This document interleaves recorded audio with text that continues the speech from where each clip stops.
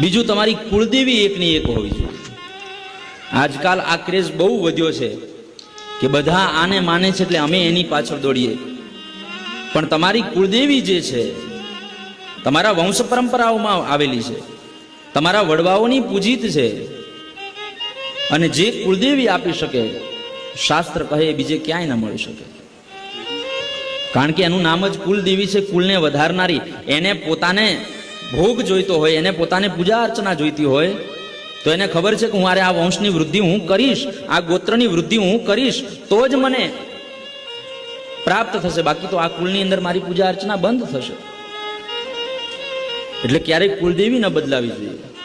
અને બ્રાહ્મણો માટે તો બ્રાહ્મણોત્પત્તિ માર્તંડ નામનો ગ્રંથ છે, જેની અંદર ગોત્ર સાથે કુલદેવી, આપના ગણપતિ, આપના ભૈરવ, આપના શિવ, આપની શાખા બધું જ